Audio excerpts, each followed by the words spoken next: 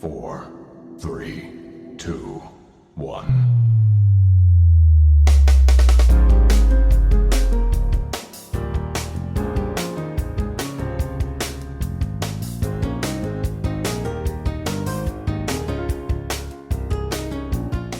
Welcome back to the Casual Marks Wrestling Podcast. This is part 2 of our review of the Triple H regime and the booking decisions since taking over from Vince McMahon. If you haven't listened to part 1, please check the Casual Marks Podcast YouTube channel in order to make sure that you are fully up to date. In today's episode, I am hosting Reeves alongside with my older brother, the Casual, Ben. What's up, everybody? How y'all doing? We're going to be looking at a lot of issues today. We are going to be reviewing the final 5 points from the Sportsters article written by Andrew Kelly. 5 ways WWE has gotten better since Triple H took over, and 5 things that still need improvement. Of course, no hate intended to the Sportster or Andrew Kelly himself, but some of these takes may not be agreed with. Come on the podcast, apparently. We're going to go ahead and get right into things. So, make sure you get a drink, make sure you get a snack, and let's get into it. Get snuggled up. Coming in next, needs improvement. Clarification on the brand split. It seems as though some more borders have been put in place between Raw and SmackDown recently. But at times, without reason, certain superstars appear on the other brand just because. Recently, Rey Mysterio and Baron Corbin were officially traded, but with the same powers and control of both Raw and SmackDown from an authority figure standpoint, it isn't clear who is making these trades or why, especially since superstars can appear on both shows anyways. All this needs to be clarified, or at some point, WWE needs to reset with a brand split to definitively start again with 2 rosters. Is Adam Pearce the Yes, Adam Pearce, the authority figure that they're talking about? Yeah, who's on both Raw and SmackDown. But we also see, before he left, Vince would appear on both. Triple H still appears on both, being acknowledged as being the boss. And it's not as consistent as Adam Pearce, but it is something that the audience is expected to know. Does Adam Pearce is quote unquote in control? Adam Pearce is the general manager. Right. His boss is either Vince and or Triple H now. But, yeah, I would agree with that 100% because I don't know who I'm going to see. I mean, I have a little idea about who I'm going to see. Bobby Lashley, Seth Rollins, and usually the freaking Usos are making an appearance. Which is interesting because the Usos are a SmackDown team. Right. Even when they come out on Raw, it is to a SmackDown nameplate. See, that's so weird. I don't know. And that's the issue with the unified titles. And aren't the women unified or some of them or no? Somewhat because of the women's tag team being cross-branded. Yeah. The women's tag team appears on both shows. I don't know why they do that. Now, the women's tag team partially makes sense just because the women's tag team division is almost non-existent. Even under Triple H, there have not really been that much of a focus on it. Teams seem to appear and disappear just at a whim. You might remember Raquel and Aaliyah won the titles, right? And then were never seen again. And then Raquel's with Shotzi, and now Shotzi's a main eventer against Ronda Rousey, unfortunately, because that match was really bad at Survivor Series. But it's not necessarily a problem for casual fans. In the sense of like, oh, okay, I kind of know that guy. So I wonder if that's why they're doing it, though. It's like for the casual fans to be like, hey, you know this guy, he's going to be on tonight. You would think so, especially with the instances of the Usos and Roman Reigns. Right, like if Roman Reigns is coming on, I'm seeing commercials left and right. Watch the Tribal Chief come on to Raw.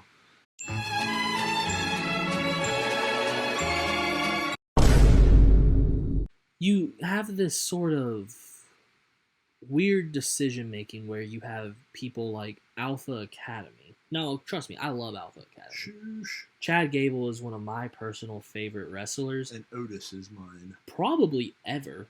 Ever? Chad Gable is so entertaining. Wait, did you just say he's your favorite wrestler ever? One of. Oh, I thought you said you were number 1. My number 1 of all time. Expect a top 10 list coming soon. But with that being said, even as a huge Alpha Academy, Chad Gable, hashtag a thank you, Stan, why is he appearing on SmackDown to have beef with Braun Strowman? Oh, And yeah, I why forgot did you- Braun come back on Raw if he was going to be a SmackDown star? Well, then they had the rivalry between like Omos and Braun, And even leading up to that, you had a mini one between and then Otis they and Braun. They acted like it was such a big deal that Braun was going to Raw or going to SmackDown or vice versa, whichever way it was. They acted like it was a big deal that he was going to be like going over there. Whenever we see weekly that's not that big of a deal. That And I think that it's like R-Truth going to 3 different brands in 4 days or whatever. which was crazy.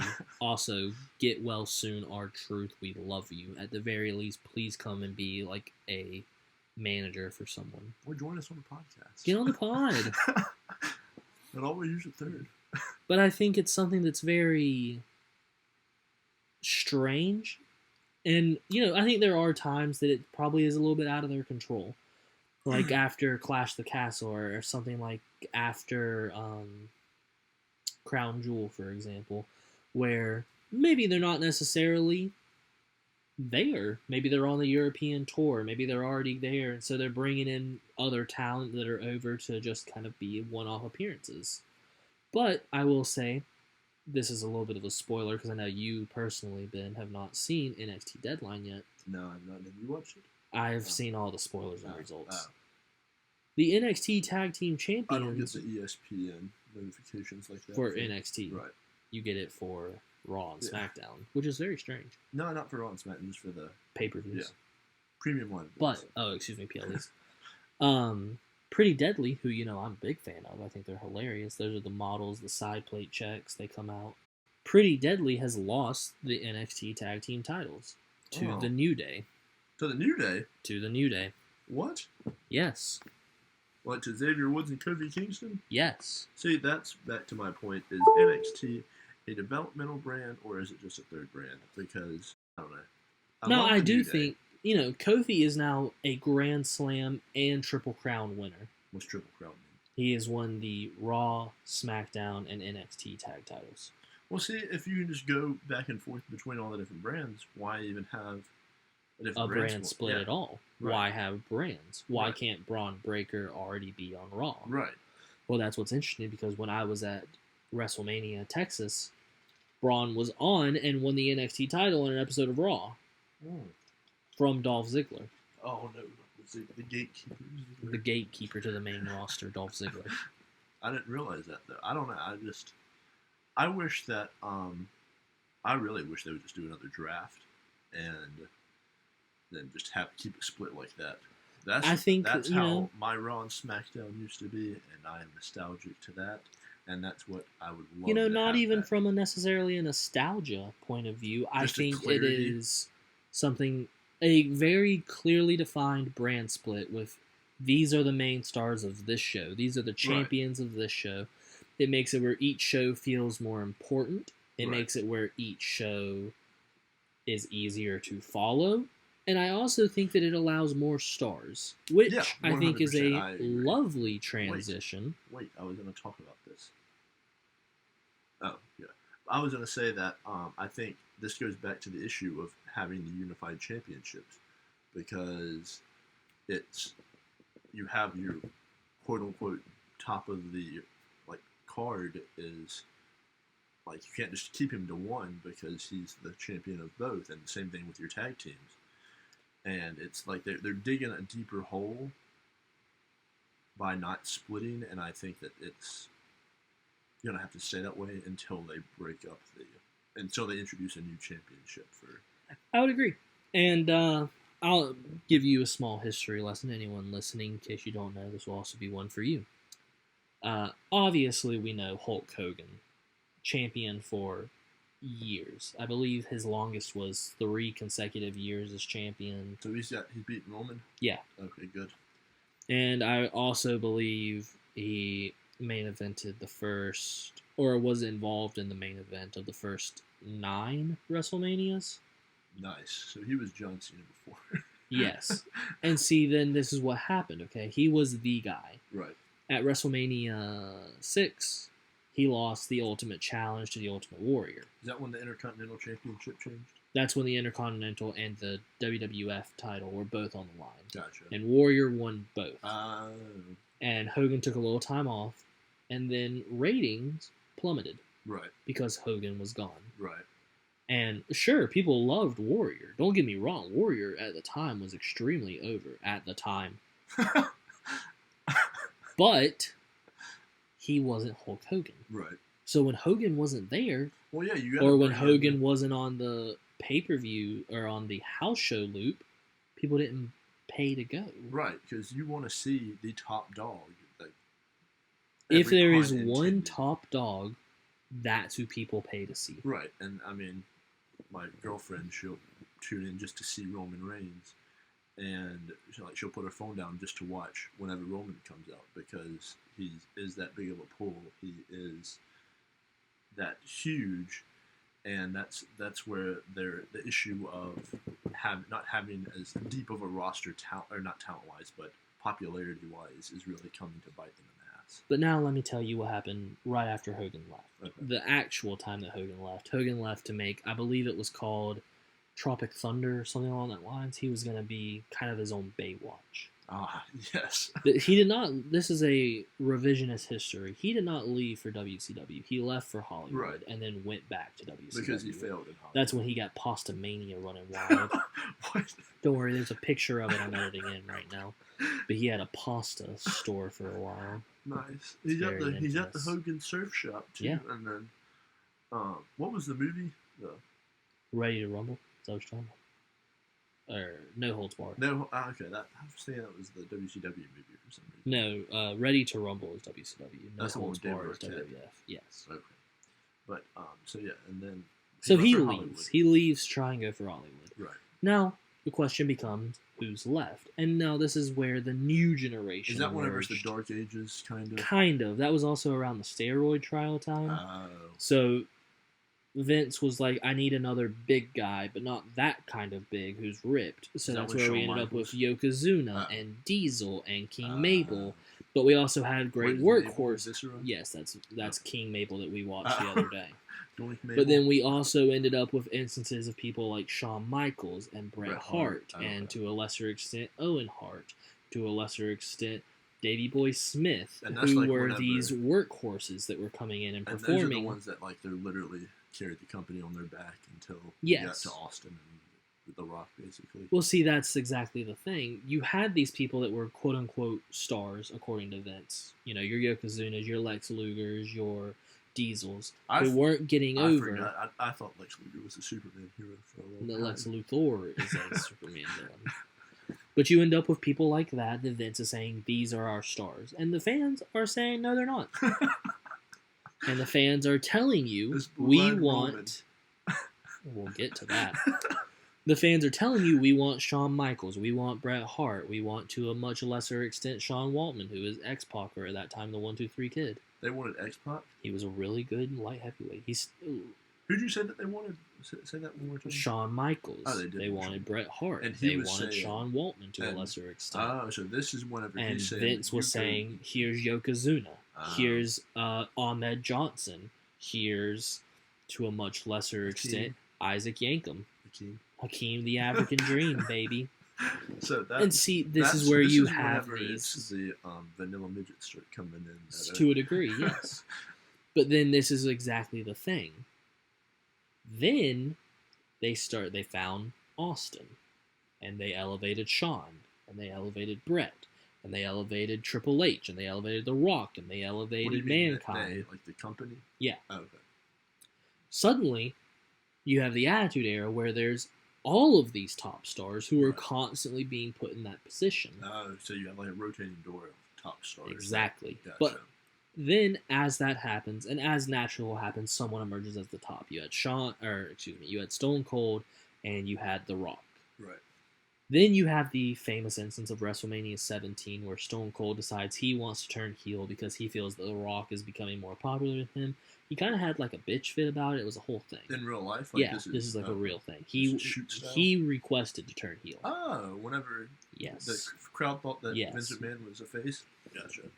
Now, this is what's so strange about this instance is he turns heel, The Rock leaves, and now there's no top babyface again. Oh, The Rock left? The Rock left for Scorpion King, if I'm or the remembering Mummy? correctly. Yeah, no, I think it was Scorpion Oh, King. okay.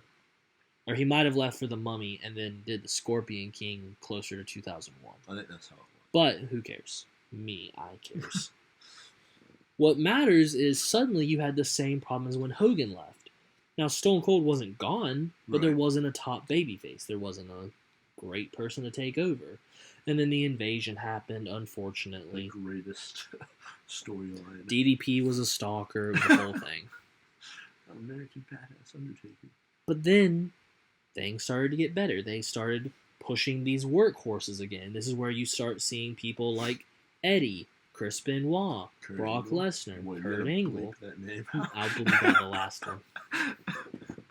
But you start seeing these people people are clamoring for them because they are the heart and soul of the company that are coming and putting on the best performances. Right. Not so much there. And then they decide, because of it being the new generation, they start pushing even younger new stars, similar how they push people like Triple H, The Right. Rock, etc. So Right. they decide now they're going to push people like John Cena and Batista and Randy Orton. And then we have this exact same problem occur where, of course, naturally, Brock and Kurt, they both leave. Right. Or Goldberg, when he came in, he leaves. Right. And now, no one's ready to take over yet. So they fast track these other people to take over. And then we have that where John Cena and Batista and Randy Orton are your top ones. But then John Cena, suddenly he's gone to Hollywood in 2016, and now who's going to do it? Right. You just And then at that point, WWE had decided it would be Roman Reigns. Obviously, the famous story, anyone but you, Roman. that's Bray Wyatt. The that said fan, that. it is. Oh. The fans had had enough of this cyclical reaction. Right. Of And them for getting a force small amount of fed. time, when you had the brand split, you had that. You had Roman, unfortunately. At that time, I should say, unfortunately. You had Seth, you had Kevin Owens, you had, to a much lesser extent, Big Cass at the company decided those they were were really the- going to push. those were the Those were youngers. your guys on Raw in about 2016 But I'm to saying 17. those were the younger guys that they were going to push. The newer Right, guys, you yeah, could say. yeah. And on SmackDown, you had people like John Moxley, Dean Ambrose, AJ Styles, every now and then when he came around, John Cena, Bray Wyatt, etc. Right. You had this large pool of people that could be your top And stars. then they just force fed Roman to And everyone. then, during COVID, once he came back, Roman took back that spot as being number one. Right. And now Roman is working less dates. He's around less often, working with less people, so less people are being elevated, and he Right. always wins. Right. Would you So say yes, he hasn't been pinned since?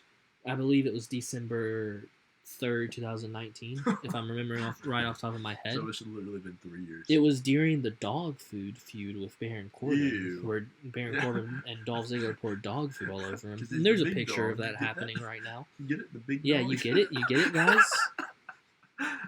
That and now, of course, he did leave for an amount of time Right. because of being immunocompromised, which I will always be on his side for. Right.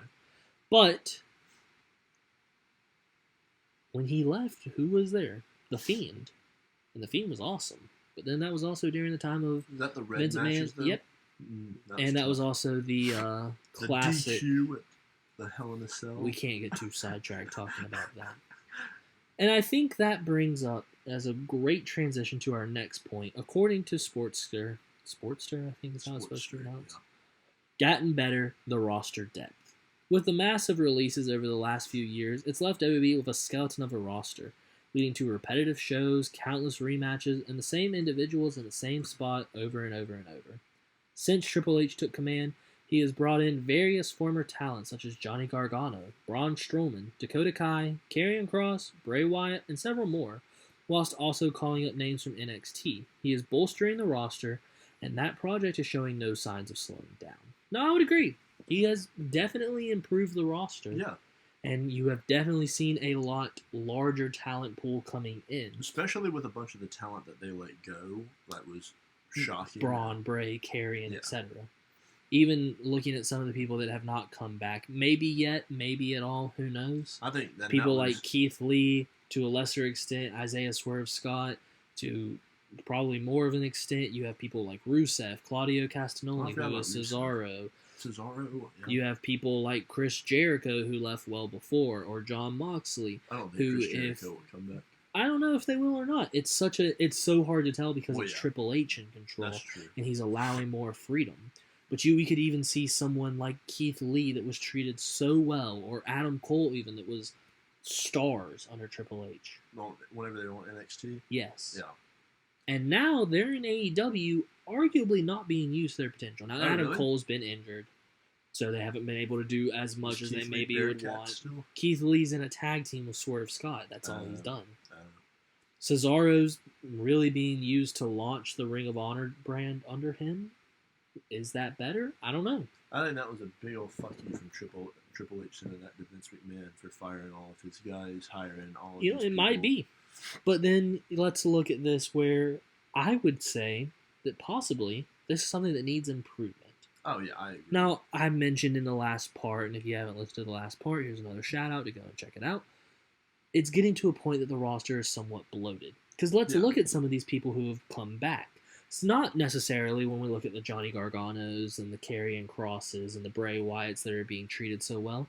How about Hit Row? I hate Hit Row. Tell me the members, Benjamin. The one big guy that played football is the only one that I know. What's his name? I have no idea. Tell me the 3 people that are in Legado del Fantasma. Shoot. Can I cuss on this? Yeah, I don't give a fuck. Well, shit. Fernando? Nope. Francisco? Nope. You just said his name in the last episode. I did say his name in the last episode. I couldn't tell you. This is a problem. Tell me the 3 members of Imperium. Walter? Yep. Ludwig? Ludwig. Ludwig?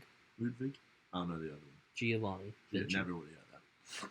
Now, this is Was it Ludwig Kaiser? Ludwig Kaiser, because Marcel Barthel didn't sound German enough, so Ludwig. But now, see, this is the problem, okay? Realistically, if you break it down and you look at all these people, even if we look at some of the people that have been treated relatively well, why is Braun Strowman back? Why is he doing what he's doing? Why did he care about challenge? Why did he care about challenging Omos? He's a giant. Why? Why does he care? He has to prove Because he's a then monster. he stopped doing that. Well, yeah. Or you could look at instances like It's like they have so much talent. they don't Bailey know what to do coming with. back from her injury, and she was put with Dakota Kai and Io Sky. I like Damage Control. See, I do too. I really like Damage Control. I like all 3 members. Yeah. But the problem is the women's tag division is still essentially non-existent. Yeah. And Bailey can't win. Oh, yeah, Or you could look yeah, at Candice LeRae.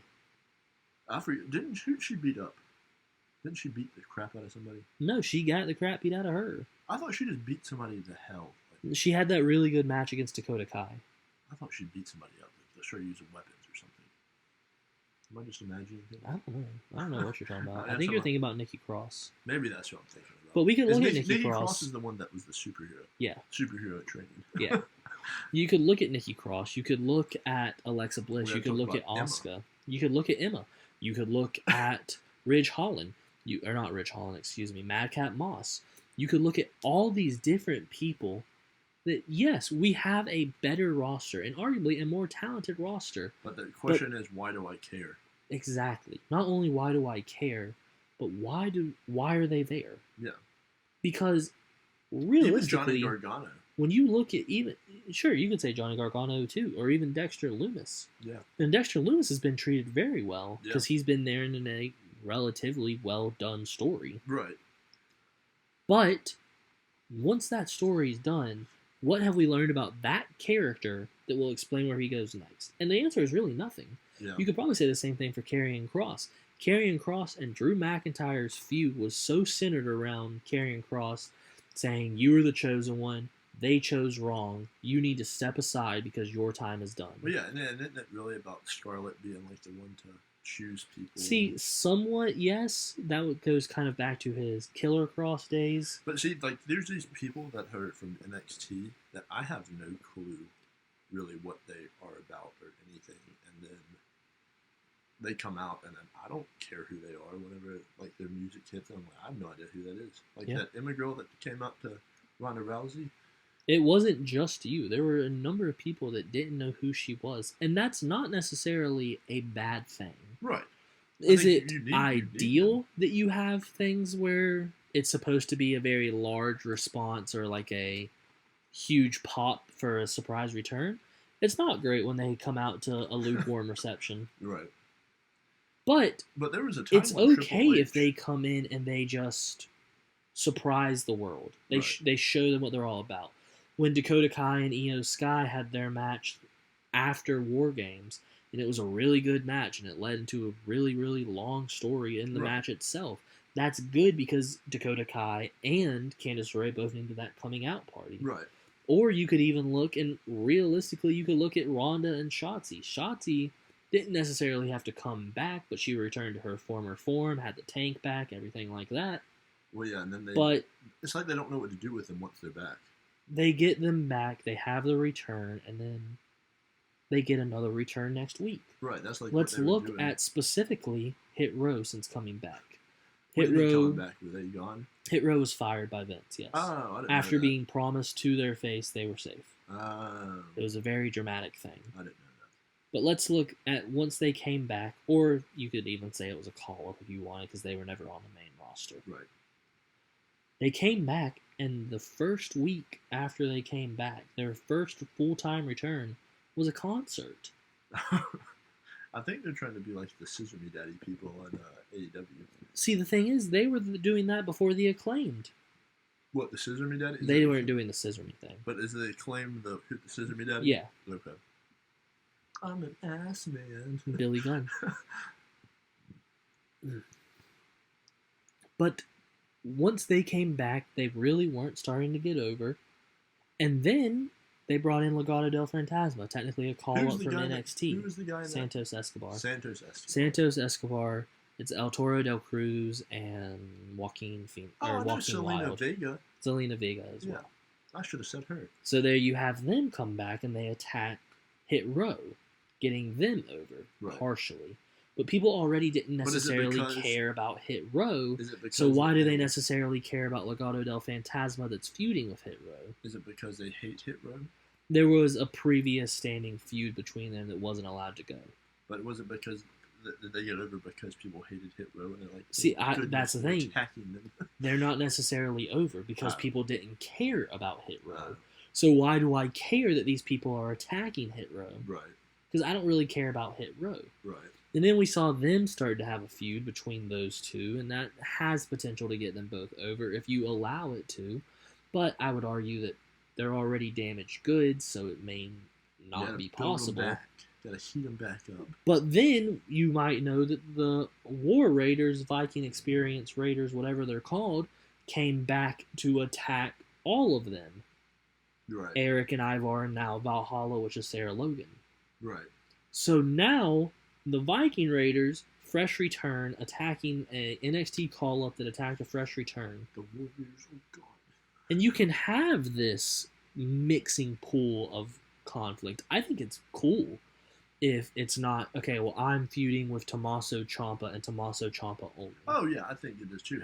It's like side quests. It's like cool to have like all these different it is. stories. And then it shows that interpersonal relation between a lot of them. Well, yeah, and then I think that's going to go a lot to the long-term stories of like where they're able to go because they're keeping these things just in the back of your head about, oh yeah, I remember they had a match with them or whatever. But it just is like, just because the roster is bigger and quote-unquote more talented in the ring, it's not really, I don't know, it's hard to get that many people back into the spotlight week after week after week. I think every week there is a spotlight, and that spotlight is only so big. Yeah. If that spotlight is being taken up by a comeback or a return or a call-up, then those people that just came back and still need that spotlight cannot fit in it. Well, yeah, and it's like a kid with a new toy is kind of what it is. It's like how you say Tony Khan does too. Whenever he just gets somebody, he's like, "Well, that was cool." And then look at my cool new toy, and then suddenly his good friend Vince has a new toy, and he says, well, I want that toy instead, so he gets that toy. Right, and then, you know what they said, not what they said, but that meme that I saw, it said that Triple H is this Vince that likes PWG. Look, at the end of the day, every booker does that, where it's like, I like this toy, so this is the toy I'm going to play with. Right. But when you rely on just getting new toys, you don't have any favorite toys. Well, yeah, that's true. This is a weird metaphor. But I think editing this is going to be very strange. It's just going to be videos of toys. But I think this is a good lead into the fact that how Shinsuke is going to Japan to fight that guy. The Great Muta. And how Triple H has said that he is not opposed to I don't know the correct term, but renting the talent out.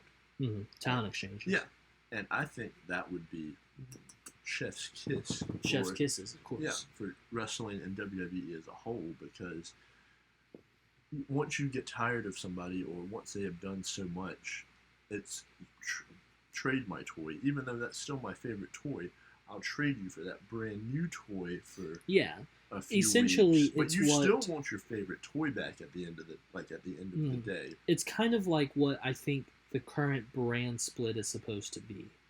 Where, yes, this is Raw's toy. This is a Raw superstar. But yeah, they can go to SmackDown every now and then. Gotcha. But you are still Raw's. Right. Or, yes, the New Day is NXT Tag Team Champions, but they are SmackDown superstars. Right. And maybe that's a test to see if they can do it where they can juggle all around. I would say AEW has proven that sometimes it's hard to do that. Do they do the talent exchange? People like FTR, formerly the Revival, who are Ring of Honor and AEW and AAA and New Japan, and you end up with where Tony Khan's not booking them. Right. Because he's leasing them out to everyone.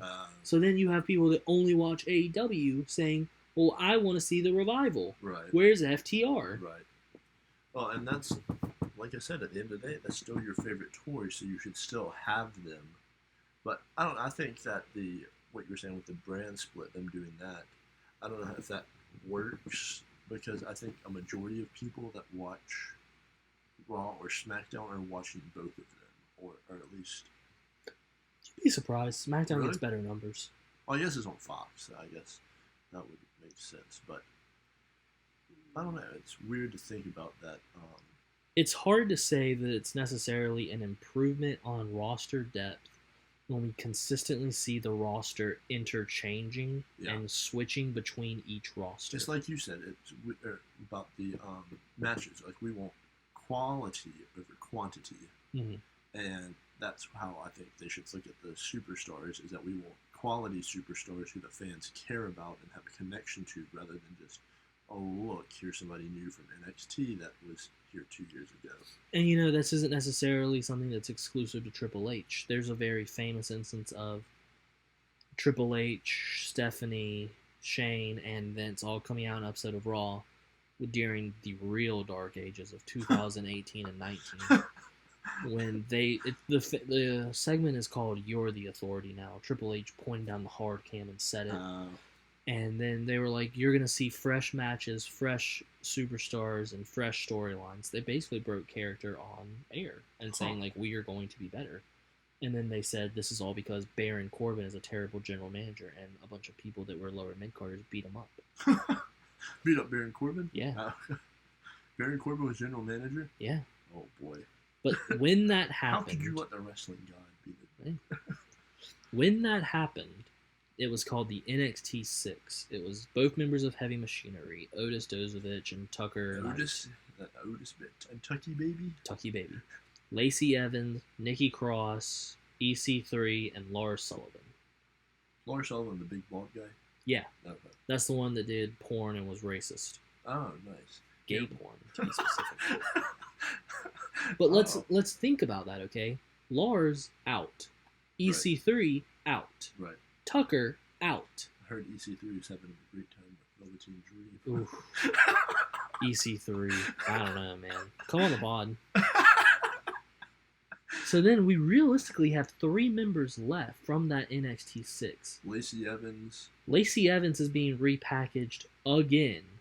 Well, yeah, isn't it? Because they haven't been able... Instead of getting a new toy, They just painted their toy. I Nikki like Lacey went and Evans. did the Nikki ASH, was treated as if being she was an idiot the whole time, and was never even when she was called up, Vince didn't understand the crazy gimmick, so he just made her good friends with Alexa Bliss What do you mean? and just made her normal. Nikki The way Cross? that Nikki Cross acts now is Ah. how she acted on NXT before her Ah. call up, and then they were just like, just stop doing that. You're friends with Alexa. Y'all are a tag team now. To be honest, I don't really understand the crazy gimmick either. But Yeah, that's the thing. When it's a crazy gimmick like that, it really works in the confines of needing some like smaller, intimate crowd that knows it to work like NXT, which we will discuss here in a minute. But it's something that could work. Now, of course, throughout history, we've seen a number of times under Vince, crazy didn't happen. It didn't work. Right. I'm not going to make my list, but the most obvious one is Heidenreich. Where Oh, Heidenreich where was he was just scared of the crazy coffin? and he was afraid of everything, and he might have sodomized Michael Cole one time. Just a lot of things going on. And I'll Alright. put the picture up of Heidenreich right here. But See, is Dean Ambrose, am I supposed to think that Nikki Cross and Dean Ambrose are like the same type of crazy? see, exactly, that's the question. Because they just say they're crazy. Right. What does that mean? Or like Mankind, is she that kind? She's not that. She doesn't seem like that kind of crazy. Yeah, or Bray Wyatt, where Right. Bray Wyatt acknowledges that he has essentially split personality. Reminds me of Big Mouth. You're so crazy. Yeah. And that's the question. And I think that actually is a good transition where we talked about that idea of wanting quality superstars to lead into this next point, something that needs improvement, the world title picture. There's no denying that Roman Reigns is a spectacular world champion, but having a part-timer champion who covers both Raw and SmackDown does feel jarring at times, and it leaves pay-per-views lacking without a world title match a number of times. Yeah. It seems as though WWE is waiting until at least after WreslteMania to take the undisputed WWE Universal title from After Reigns. WrestleMania? That's what they said on here. Okay. I don't know if I would agree with that. There's so many reports, and we'll talk about that a little bit. Okay. Wrestling, quote-unquote, journalism is a joke. Right. I'm calling you out, Dave. But Five-star bangers. that doesn't mean that they can't introduce a new world title or even bring back something like the World Heavyweight Championship for Raw. Now, I think that would be an improvement. If they brought back the World Heavyweight Championship, I would go get a replica belt right now. No, I would agree. It is the best-looking title of all Oh time. yeah, it is. But now let's look at this Besides the idea. Spirit belt. Well, let's look at this idea of the main event picture. Paul Heyman recently was doing I guess you would call it a live podcast, almost like a Q&A. It was very interesting. Like call-in? No, it was like a live. Like people bought tickets and went. Oh, And during that, they asked him, how would you save wrestling? the wise essentially. man. The wise man, the tribal chief. They asked him how do you save it? And I think Paul Heyman said it really well. Wrestling is simple. It really is. It doesn't have to be this hard. You have a really, really good guy and a really, really bad guy that I really, really need to care about. Yeah. That's your main event. Right. And you tell me a story about why they're fighting and why I should like them. It's like. And now leading up to that really, really good guy faces a really bad guy. Not the really, really bad guy, but a really bad guy. Now that really bad guy is a main eventer because he's working with your main eventer really good guy. Right. And you do the exact opposite with the other lines too. Now you have 4 main eventers. Right. Now these 4 can interact with all these other people who are a tier below and raise them to make 8. Right. So on and so on and so on until you have a roster of main eventers have, like, if a you tree. wanted to do that. Right. It's a tree. It's like. Yeah, you could think of it as a tree. Right. You start there with a strong trunk and it grows out. Right. Hopefully to this beautiful Christmas tree or huge oak, we should probably compare it to better. Gotcha. But now let's look at WWE, okay? Yeah. With one title that they're centered around. Your champion is your unified- trunk. the The unified- unified yeah. WWE So Undisputed Roman. Champion. Roman is your Roman trunk. is your trunk. Right. Now, Roman has worked with kind of Kevin Owens a while ago. A bit of Sheamus. A lot of Drew McIntyre. A lot of Brock Lesnar. Lots of Brock Lesnar. But that tree, they cut it down before it can really form its own branch. Because he's the only part-timer. Well, so is Roman Reigns. So is that cutting down that one? There you go. There's the question. Because, sure, he's working with them, but he's winning, I think and he's leaving.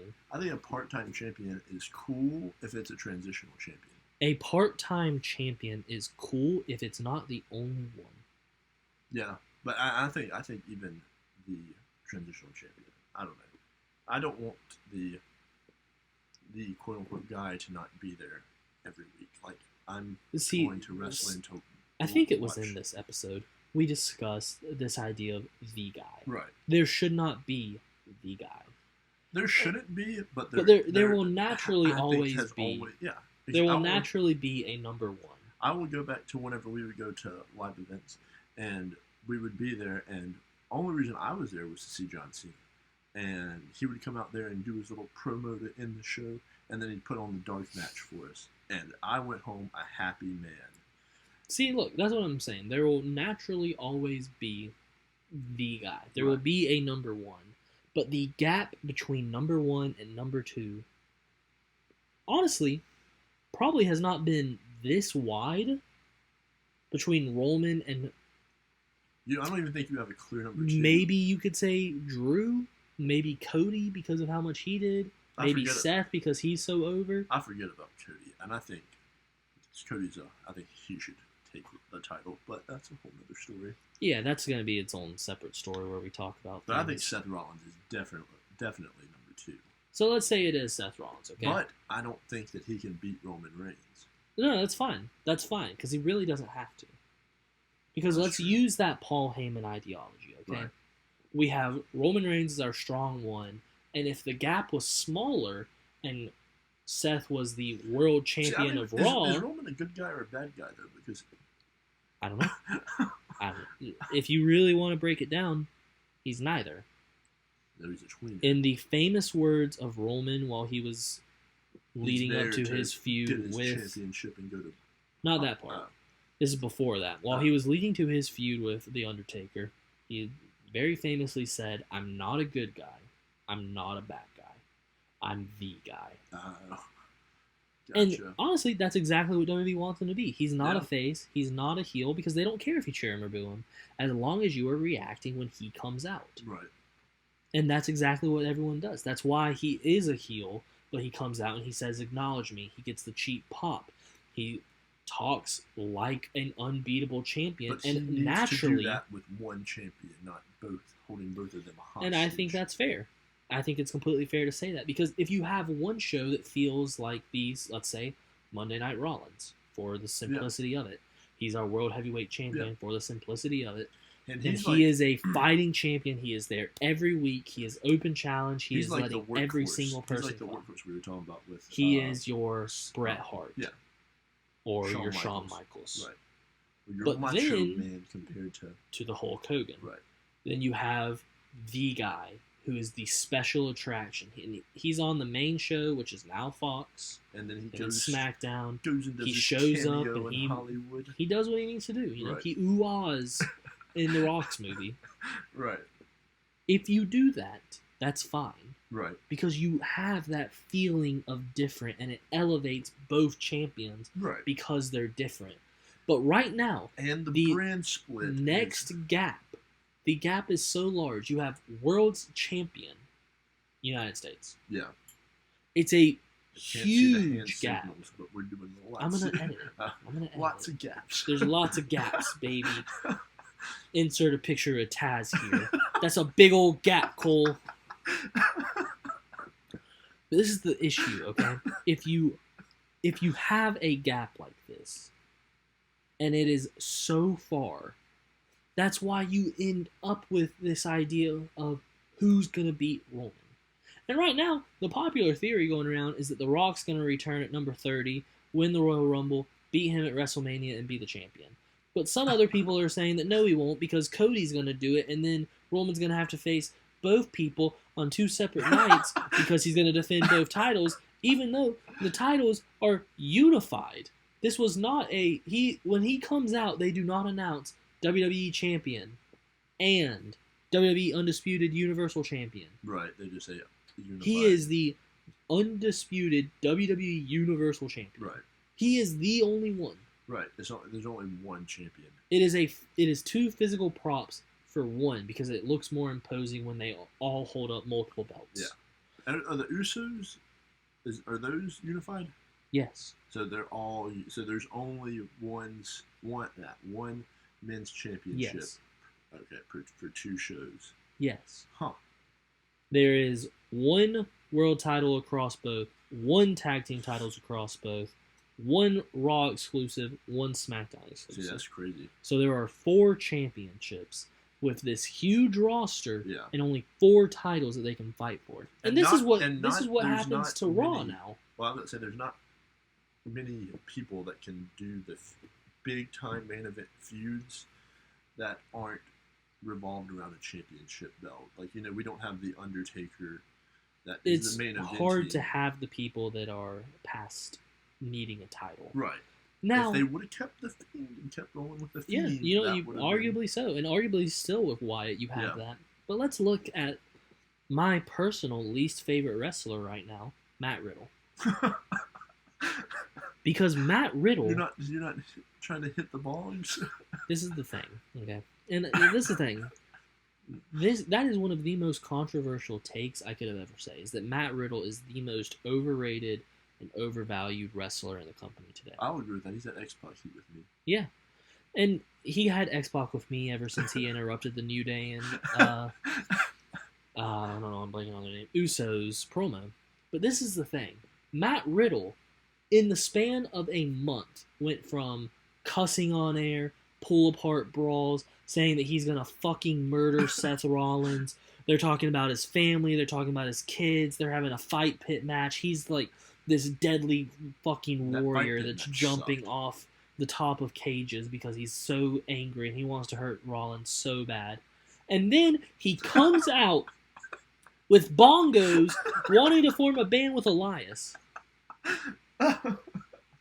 If you want to talk about directionless stars, you want to talk about quality over quantity, you want to talk about that they should be a main eventer, Matt Riddle has everything. Even if you don't make him a serious heel, which is what I think he should be, just make him a fucking credible person.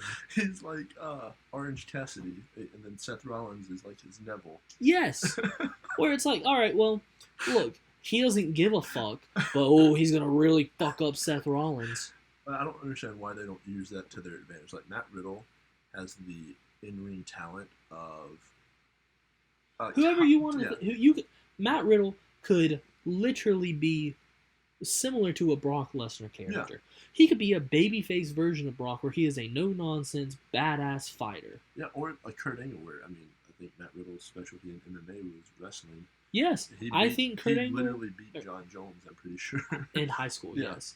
I think Riddle could do that where he balances doing times that he's serious and times that he's goofy. Right. Don't get me wrong, Kurt Angle, great wrestler, incredible intensity. He's still the one that went out there with a toupee on, tapping out Kurt Angle, or tapping out Hulk Hogan. He's also the one that went out and said to Rey Mysterio, "You're nothing but a boy in a man's world, and I love playing with little boys." Hopefully that it's okay. Taken out of context. Yeah. It's okay to do do that. It is okay to lean into and be goofy and be silly. Right. But you don't get to do it that fast. Right. And it's not new. There were times with even people like Kurt Angle where it's like, dude, you were like this ruthless fucking killer last week. Right. Like, what are you doing? But Matt Riddle is just, like you said, he's so directionless. And I haven't liked him ever since he's been Randy Orton's partner. Because he would get beat up, hit the hot tag to Randy, and then Randy wins the match. Or Randy tags out and Riddle gets pinned. Yeah. And it's just, I just don't really like Matt Riddle's whole vibe. See, I don't mind the Surfer Bro character. I don't mind that either. The MMA look. I don't mind coming out to the bongs. I don't mind the scooter. Any single one of them by themselves, I don't mind. But WCW, in some of its last days, introduced this entire new breed That's what they call them, the new breed. Not very creative. And they would have things like Perfect Sean. That was Sean. His name was Sean Stasiak. They called him Perfect Sean. Oh. And he feuded with Mr. Perfect, and he stole Mr. Perfect's look. He stole his finisher. He stole the way that he would come out. They stole his mannerisms, everything. Matt Riddle is doing the same thing to Riddle. You have multiple things. Yeah, excuse me. Randy. He doesn't even do it well. That's my issue. No, I think he gives a terrible RKO. I don't even like. I don't know what it's called, but when he smashes his fist on the ground, and I hate it. I don't know, viping up, maybe? Yeah, I hate that. Just the overall fact that what it quote-unquote gets him over is just doing Randy's moves proves he's not over. Or just saying, hit my bong.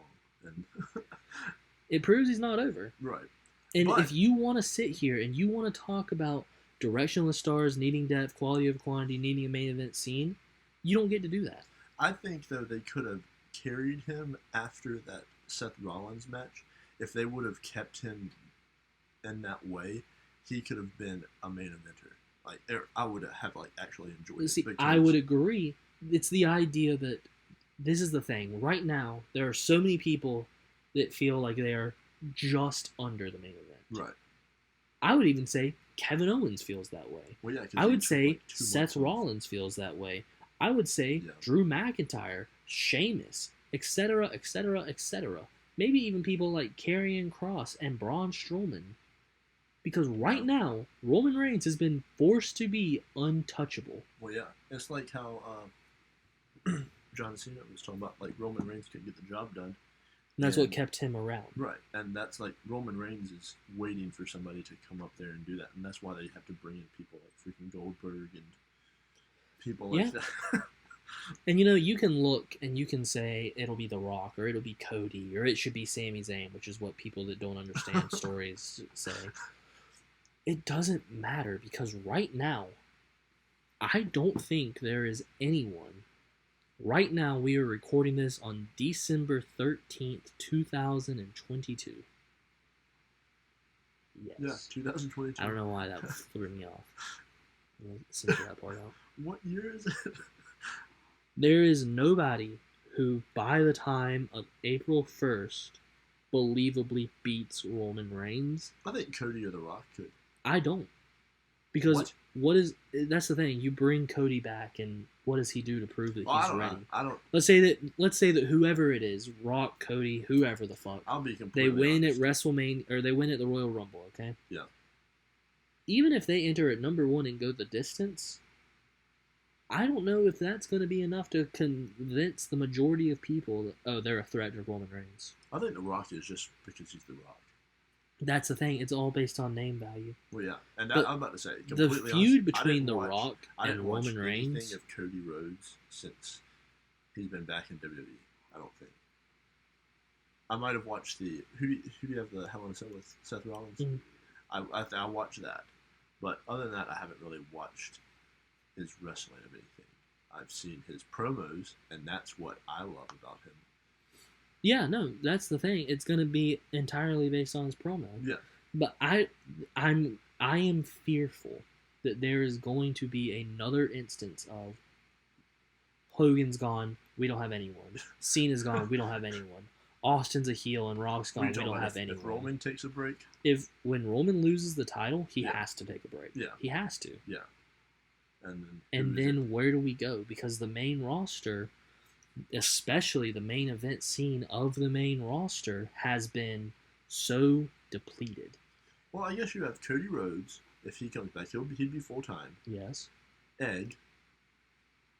Well, he's planning to retire in August. Oh. I'm trying to think who else is out that would be coming back. Who are they saying is coming back at, though? Keith Lee, but I don't think he'd be in the main event. I don't know who else is coming back. Yeah, I guess Cody Rhodes is trying to take the Roman aspect. I guess so. Then you have to bring in Dustin Rhodes. And Dustin, I don't need a tag partner. You're my big brother. And you know what? I think that idea of there's no one on the main roster right now that feels like they can do it. Maybe you look to the next generation. Forming a great transition to the next point from the Sportsters article. Gotten better, NXT. NXT 2.0 was intended to fix the declining black and gold version of NXT, but it instead created its own array of problems due to having a very inexperienced roster on weekly television with some of the most obscene storylines and feuds. Since Triple H returned, the 2.0 tag was removed, and it looks as though the brand has some more focus, bringing in names from NXT UK to help with the still learning prospects. But before we touch into that, let's also look at the number one spot, needs improvement, NXT. NXT may have gotten better over the last couple of months, but that doesn't mean things are fixed. The show still feels like a complete amateur mess most weeks. It's due to the show having a very green performers mixed with individuals who have outgrown developmental, making for an awkward dynamic. The various feuds and the way the show is written has been no less weird, even if the direction is more focused. NXT still has a long way to go to get back to anything close to what it once was. And I think, realistically, this is where we get into the argument and the debate between what is the point of NXT. Yeah, that's exactly what I was about to ask. Is it developmental or is it a third brand? Because whenever the last part of that, to get it back to what it was, I didn't watch it whenever it was that, and that was whenever it was straight developmental, right? Not necessarily. I guess I mean that was whenever it was like strictly third brand. Again, not necessarily. I thought they had like a Survivor Series team. They did have a Survivor Series team one year, and that was more or less largely due to an impromptu move by the creative team after the instance where Saudi Arabia wouldn't let the planes leave. Very awkward mess. Whole thing. I remember what I was going to say now. Go ahead. I'll edit it back in. I was going to say that that's the reason that we have somebody like Logan Paul going against Roman Reigns, because we don't believe anybody on the actual main roster has a shot at beating Roman Reigns. Yeah, and I think that's fair. And that's why you have to do a story like One Lucky Punch. Yeah. Because that's the thing. And when you have someone like Roman, or really even Ronda, and really probably going to get to where it's Walter, too. Yeah. Walter looks unstoppable. When you create them to be that unstoppable, you have to make their loss look like a fluke. Yeah. And I don't think that's fair to the other performers. I don't either. But I will say that with Walter, him and Sheamus had a hell of a match. That was one of my most favorite matches of all time. Oh, yeah. But this is the first time WWE has received 2 5-star rated matches from Dave Meltzer since, I believe, 1999. Really? Maybe 98. If it was in the Tokyo Dome, though, it would have been 7 stars. But all right. But like I said, that like Logan Paul, his wrestling was not gonna fall off because he lost to Roman, and yeah, no, I agree. Doing that and having that story for Logan Paul, where it was all about Roman accepted that match to humble Logan, right? And Logan made that challenge to shock Roman Reigns. Right, and he almost did. That's the thing. He did. And he did. He shocked the world, I think, because all of the people online saying that he didn't deserve it and everything like that. And then Logan Paul looked better talent-wise than most of the roster. Yeah. And that's... Look, we could have done an entire podcast about that and how people don't understand stories in wrestling anymore. Foreshadowing. But... let's look at the issue with it, okay? You have all these fans, casuals, marks, smart marks, which is the very bottom of the reverse bell curve.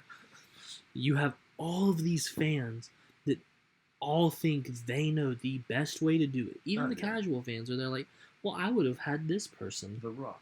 Yeah. It doesn't matter. Right. You don't sit and watch Breaking Bad and say, well, if I was writing. Or you don't sit and you don't watch... There's a lot of Reddit pages that would disagree with you. Yeah, but there's also a lot of Reddit pages that I have blocked. That's the thing. At the end of the day, wrestling is a art. Just like a book. Just like a movie. Just like a play. I think that's like where people get it confused, because instead of just sitting back and enjoying it, they can't be satisfied with the product that they're getting.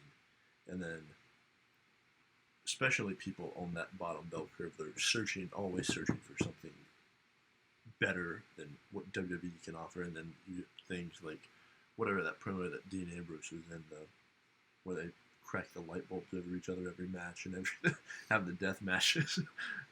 Yeah, and you know what? There's a market for anything that people like, and if they don't want to like WWE, that's fine. Right. If they don't want to like AEW, that's fine.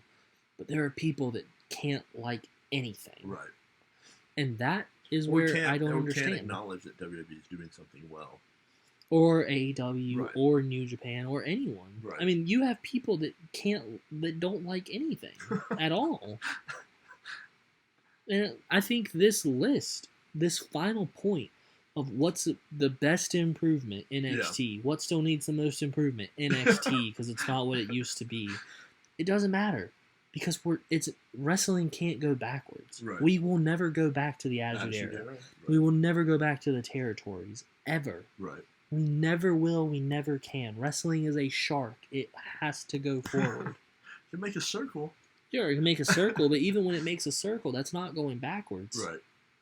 It's just going forward in a circle. That is true. Circle back and around. Like we're circling back around, too. Nice. Back to the discussion on NXT. NXT, this is the thing. For so long, NXT was viewed as its own brand by Triple H. And it was treated as its own brand by Triple H. He treated it that way. But it was viewed as a developmental by Vince McMahon, and well, as thus it was treated. It was marketed that way, was it not? Sometimes. And sometimes it wasn't. Sometimes it was treated as, this is the future stars of this company, these are who's developing, these are going to be major stars on the main roster one day. Well, see, that's what I thought. And sometimes it was treated as, this is the greatest wrestling brand on the planet. Like when Johnny Gargano and Adam Tommaso Cole, Ciampa. Tommaso Ciampa, etc. And you know what? It wasn't necessarily a problem if it was one or the other. But they have to pick. It's so hard to be both because you can't be both because then I've explained this to you before, and we'll use this example live on air now. Benjamin, who would you say is the number one best player on the Atlanta Braves right now? Ronald Acuna. Okay, let's say for the sake of argument, Ronald Acuna is quote unquote called up or drafted to the Dodgers. He gets sent away to the Dodgers for whatever reason. Yeah. Maybe he just doesn't renew his contract. Yeah. Now, who are the two best players on the Braves? Like Michael Harris and Matt Olson. Okay, now let's say for the sake of argument, it's been 14 games, or equivalent of about 14 months. Yeah. And they both go, one goes to Seattle and one goes to Texas. Who are now the three best players? Austin Riley, Spencer Strider, and Max Fried. Okay, let's say that Max Fried and Spencer Strider get sent away. They go away. We keep Austin Riley because he really, really loves the brand. He really, really loves the team, okay? Yeah. Now, keeping in mind that you still have him, who are the three best players? Are we talking about the people that have been signed during free agency? Or Sure, you can include them because that's what NXT has to do. Because you've lost your best talent that you've built so much around. It's like how you were talking about with ECW getting... ECW especially had it so bad because you spend so much time and so much money. Paul Heyman's original plan for the first ever pay-per-view, barely legal in 1997, was Chris Benoit versus Eddie Guerrero for the ECW World title. And neither were at that show because they had been signed to bigger deals elsewhere. So now you have to make a whole new plan. Right. But then all of a sudden, Mike Awesome is signed away while he's your champion. Okay, now we have to make a whole new plan. So is that what you're saying has happened? That happened. It was so hard for NXT to be a third brand, even though that's what Triple H wanted so bad. Because people were getting sniped. Because Vince was talent snatching. Gotcha. Dang, that Aleister Black guy is really over. He's going to Raw now. Gotcha. And Triple H would be like, he's in the middle of a story. Right. Or, wow, I really like that Lars Sullivan. Call him up. Well, he's not really ready because he's still learning and he's been working with all these people. It's fine, we'll teach him up here. But I thought the whole point of this was that this was the developmental so that he was here until he was ready.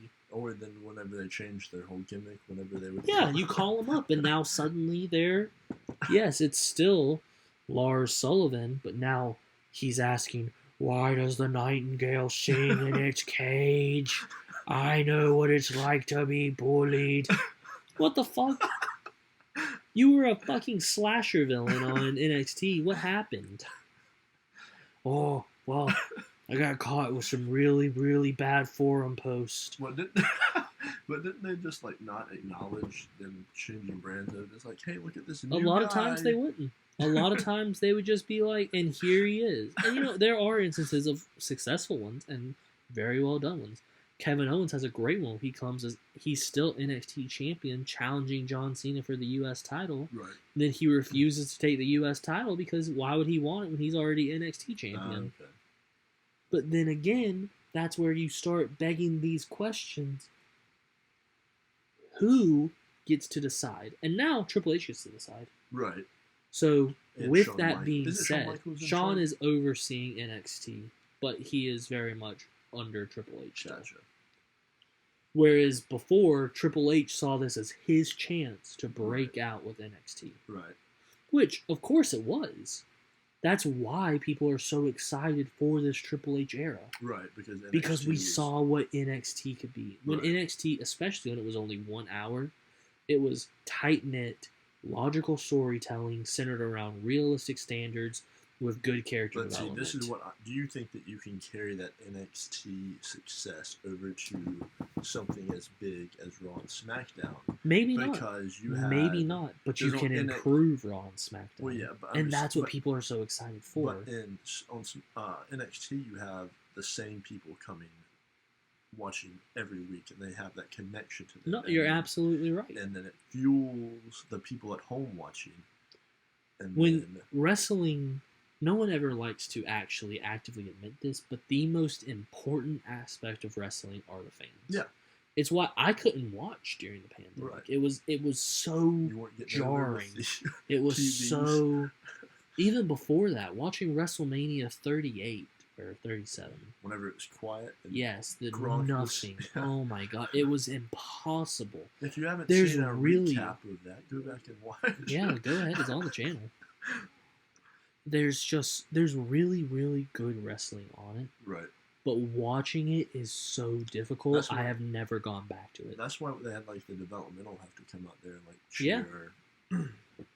And Who? when you have something, it's ECW wasn't successful because it was great storytelling. It wasn't successful because it was phenomenal in-ring work. It wasn't successful because it was just, wow, people want to see violence that bad. It was a bunch of people that knew that was their brand.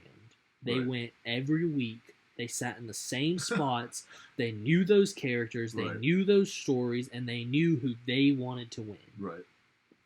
NXT is not successful because it has the best wrestling, Right. because it has the most over talent, because it has the biggest stars. It is successful because it has a very tight-knit group of people that come and watch the same thing every week. They know those characters, they know those stories, and they know what they want. Well, I agree, but that's what I'm saying. Can you take that and move that model to the bigger? And I think that's a real discussion that can be had. But I think at the end of the day, yes, you could. It takes a while. Yes. And you have to put the time in. Well, and then you also But have to, you NXT have had to do the same thing. you ECW also had have to do the to same thing. make sure you have the talent that is And you have to make sure they are No. consistently there. right. I was about to say that they're there and able. I mean, that's barring all the injuries and everything like that happens in wrestling. You know what? I've said this before to you off air. I'll say it again here on air. Stone Cold was the most Yeah. over in his career when he couldn't wrestle. That's true. There are ways to make it work. There are ways to get over without wrestling. Rhea Ripley proved it this year. Yeah. Whenever She didn't wrestle for months. mommy. Even before Mommy. But you have so much potential on that WWE roster. Yeah. If someone were to sit down and look at every single one, just cut them out, put their names on index cards. Raw, SmackDown, NXT. this is going to be the future of Raw. This is going to be the future of SmackDown. This is going to be the future of NXT. And you produce week after week, and you prove to the fans that are tuning in to see, because like you said, I think most people are just tuning in to see what's going to happen. Right. Who's it going to be? How's it different? Right. This is the chance that you get to prove to keep coming. So you so prove think, yourself as reliable. Right. You prove that you have the interests of the fans at heart. And if you do that, the fans stay. Well, yeah. Not just the ones that watch. Not just the ones that were there live. But you grow it, because as soon as you make it where I don't have to be embarrassed to tell people that I'm a wrestling fan, you're on the up. Like, make wrestling cool again. make wrestling fun again. Period. Yep. But that's like, but so back to the NXT thing, you saying have the index card of NXT, you think that should be the third brand? Not necessarily, but it kind of goes back to what we were talking about with the brand split. You split Raw and SmackDown. Yeah. This is, you are a Raw guy or you are a SmackDown guy. Right. And while you're trying to get there, you're an NXT guy. Right. You are on NXT, and I think you do not leave NXT until you are clearly and objectively done with NXT. Yeah, I would agree with that. You don't leave but I think level 2 until, or excuse me, you don't get to level 2 until you're done with level 1. Right. It's like that's 2K. Like, yeah. There you go. But that's what I want it to be.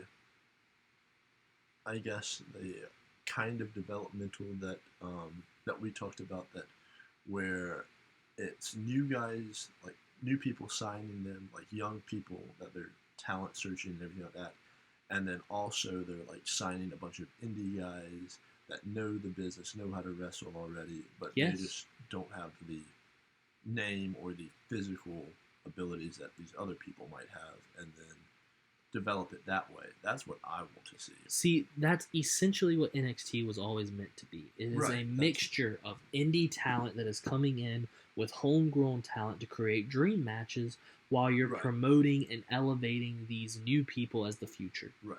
And then also, I don't mind it. Like, But you know what the whenever you problem have- was? Well, wait one second. I was just going to say that I don't mind it whenever somebody like comes back down to NXT to jumpstart their career back off. Like an Apollo Crews. Right. I don't mind that either. Or even whenever Finn Balor went back down, whenever they weren't Yeah. doing anything with him, But you know what the problem was? that they weren't doing that. The problem, no, because that's Oh. exactly what they were doing. They were getting these indie sweethearts, mixing them with local talent, and creating potentially dream matches. Right. You started to have a couple too many indie darlings because when AEW was announced, there was this great signing war. Yeah. We don't want you going to AEW, so we will sign you here. Right. You will be on NXT, and then eventually you'll move up to the main roster, quote unquote. Right.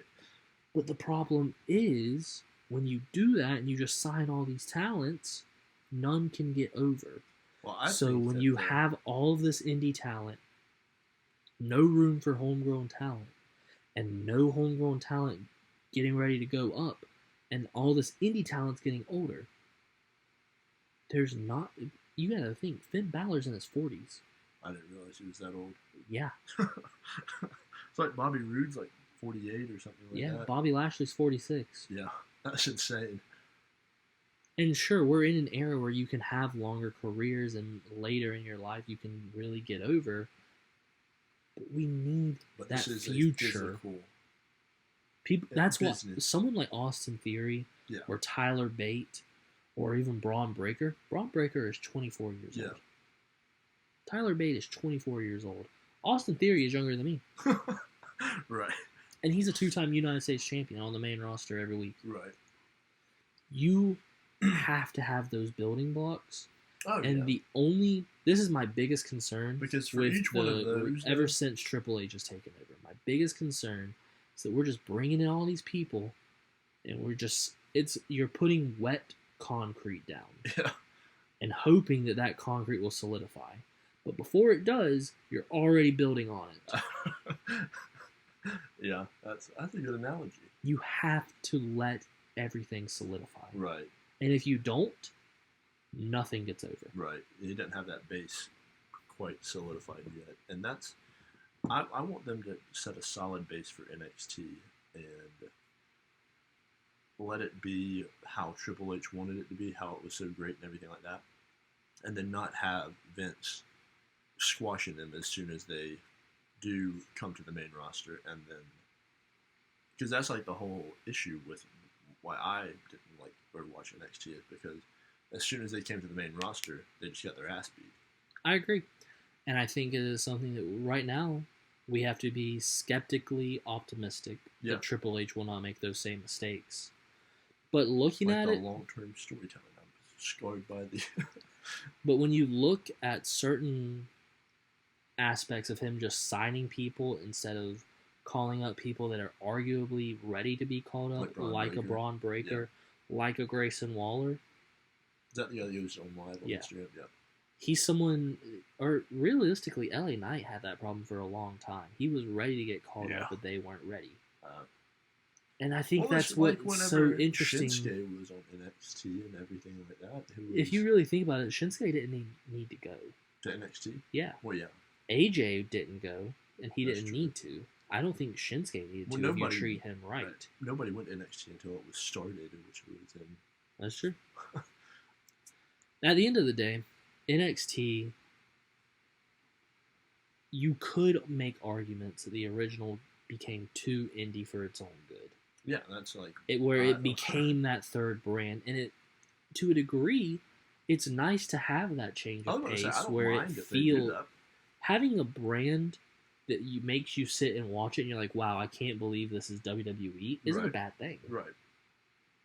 But, especially when we were under Vince, it didn't work because then they moved to a new team of writers that didn't understand the character and didn't understand the person playing it. Now, I like to think it's better, but they still have different creative teams. Oh, I didn't know that.